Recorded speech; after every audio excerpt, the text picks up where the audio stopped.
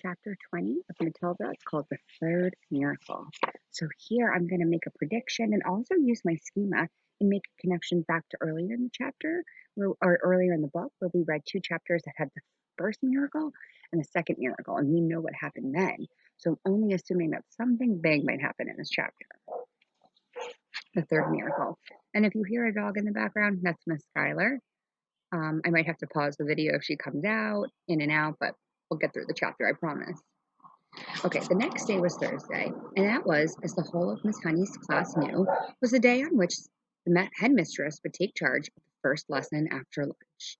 In the morning, Miss Honey said to them, "One or two of you did not particularly enjoy the last occasion when the headmistress took the class, so let's us all try to be especially careful and clever today. How are your ears, Eric, after your last encounter with Miss Trunchbull?"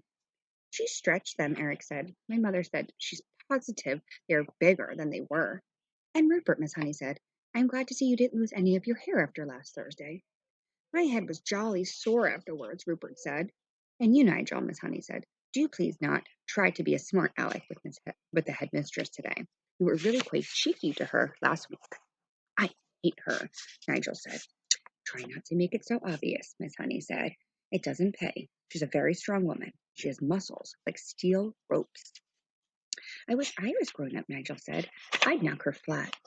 "I doubt you would," Miss Honey said. "No one has ever done that better of her. No one has ever got the better of her yet." "What will she be testing us on this afternoon?" a small girl asked. "Almost certainly the 3 times tables," Miss Honey said. "That is what you were all meant to have learned this past week. Make sure you know it." Lunch came and went. After lunch, the class reassembled. Miss Honey stood at one side of the room. They all sat silent, apprehensive, waiting. And then, like some giant of doom, the enormous Trunchbull strode into the room in her green breeches and cotton smock. She went straight to her jug of water and lifted it up by the handle and peered inside. "I'm glad to see," she said, "that there are no slimy creatures in my drinking water this time. If there had been, then something exceptionally unpleasant would have happened to every single member of this class, and that includes you, Miss Honey." The class remained silent and very tense. They had learned a bit about the tigress by now, and nobody was about to take any chances. "Very, very well," boomed the Trunchbull. "Let us see how well you know your 3 times table. Or, to put it another way, let us see how badly Miss Honey has taught you the 3 times table." The Trunchbull was standing in front of the class, legs apart, hands on hips, scowling at Miss Honey, who stood stood silent to one side. Matilda, sitting motionless at her desk in the second row, was watching things very closely. "You!" the Trunchbull shouted, pointing the finger the size of a rolling pin at the boy called Wilfred. Wilfred was on the extreme right of the front row. "Stand up, you!" she shouted at him. Wilfred stood up. "Recite the 3 times tables backwards," the Trunchbull barked. "Backwards?" stammered Wilfred. "But I haven't learned them backwards." "There you are," cried the Trunchbull, triumphant. She's taught you nothing. Miss Honey, why haven't you taught them absolutely nothing at all in this last week?" And of course, boys and girls, let's pause and say this is totally unfair what the headmistress is doing. Of course, these little children can learn the facts, but now she's expecting them to learn them backwards. It's almost like she wants everyone to fail. "That's not true, headmistress," Miss Honey said. "They've all learned their 3 times table, but I see no point in teaching them backwards. There's little point to teaching anything backwards. The whole object of life, headmistress, is to go forward. I venture to ask whether you even, for example, can spell a simple word like wrong backwards straight away. I very much doubt it." "Don't you get impertinent with me, Miss Honey," the Trunchbull snapped, and then she turned back to the unfortunate Wilfred. "Very well, boy," she said. "Answer me this. I have 7 apples, 7 oranges, and 7 bananas. How many pieces of fruit do I have altogether? Hurry up, get on with it. Give me the answer." "That's adding up," Wilfred cried. "That isn't the 3 times table." "You blithering idiot," shouted the Trunchbull. "You festering gumbo. You flea-bitten fungus. That is the 3 times table. You have 3 separate lots of fruit, and each has 7 pieces. 3 sevens are 21. Can't you see that, you stagnant cesspool? I'll give you one more chance. I have 8 coconuts, 8 monkey nuts, and eat nutty little idiots like you. How many nuts do I have altogether? Answer me quickly. Poor little Wilfred was properly frustrated. Wait, he cried, please wait, I've got to add up the 8 coconuts and 8 monkey nuts. And he started counting on his fingers. You bursting blister, yelled out the Trunchbull. You moth-eating maggot. This is not adding up. This is multiplication. The answer is 3/8. Or is it 8 3s? What's the difference between 3/8 and 8 3s? Tell me that, you mangled little worts, and look sharp about it. By now, Wilfred was far too frightened and bewildered even to speak. In 2 strides, the Trunchbull was beside him, and by some amazement gymnastic trick, it may have been kudo or karate, she flicked the back of Wilfred's legs with one of her feet so that the boy shot up off the ground and turned a somersault in the air. But halfway through the somersault, she caught him by the ankle and held him dangling upside down like a plucked chicken in a shop window.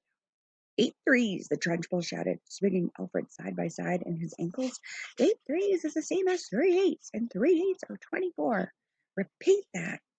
At exactly that moment, Nigel, at the other end of the room, jumped to his feet and started pointing excitedly at the blackboard and screaming, the chalk! The chalk! Look at the chalk! It's moving all on its own! So hysterical and shrill was Nigel's scream that everyone in the place, including the Trunchbull, looked up at the blackboard, and there, sure enough, a brand new piece of chalk was hovering near the gray-black writing surface of the blackboard. It's writing something, screamed Nigel. The chalk is writing something. And indeed it was. Agatha, what the blazes is this? Yelled the Trunchbull. It had shaken her to see her own first name being written like that on an invisible written like that by an invisible hand. She dropped Wilfred to the floor, and she yelled at nobody in particular. Who's doing that? Who's writing it? The chalk continued to write. Agatha, this is Magnus. This is Magnus. Everyone in the place heard the gasp that came from the Trunchbull's throat. No, she cried. It can't be. It can't be Magnus. It is Magnus. And you better believe it. Now, if we remember, Matilda was using a cigar, right, to help her hold it up, and chalk might look like the same kind of length as a cigar. So I'm making a connection here that maybe Matilda's doing something with this chalk. And then Agatha and Magnus, those were names that she gave to that Miss Honey told Matilda at the end of that chapter. So let's keep reading. Miss Honey, at the side of the room, glanced swiftly at Matilda. The child was sitting very straight at her desk, the head held high, the mouth compressed, the eyes glittering like 2 stars. Agatha, give my Jenny back her house. For some reason, everyone now had looked at the Trunchbull.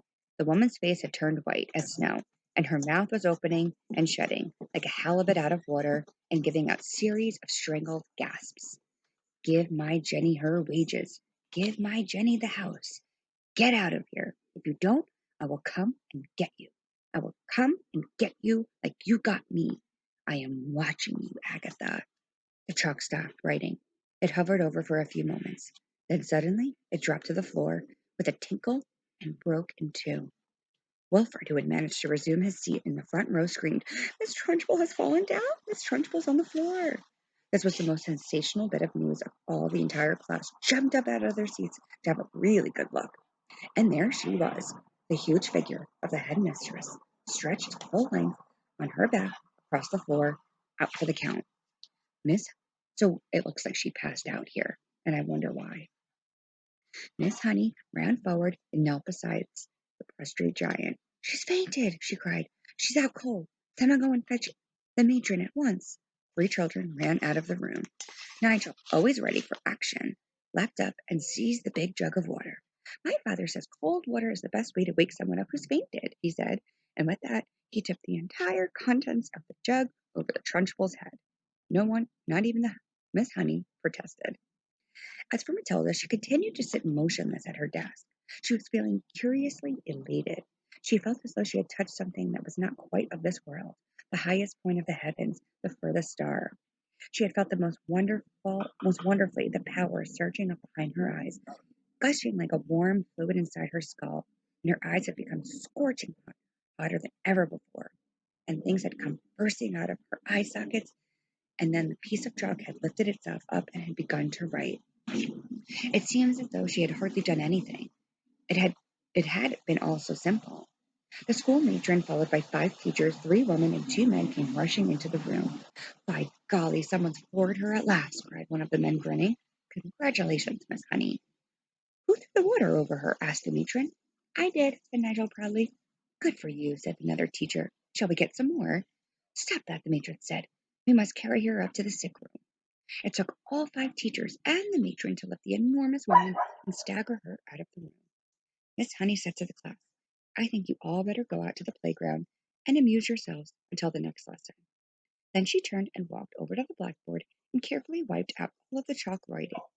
The children began filing out of the classroom. Matilda started to go with them, but as she passed Miss Honey, she paused, and her twinkling eye met the teacher's eyes, and Miss Honey ran forward and gave the tiny child a great big hug and kiss. So with this ending, boys and girls, here, well, we're not quite done yet, we could see that Matilda has used her powers to kind of conquer and beat the Trunchbull. And all of these teachers ran in to help after, and they didn't even care. They didn't care at all. They were like, oh, let's go get more water and dump it on her. So very interesting to see the reaction to this.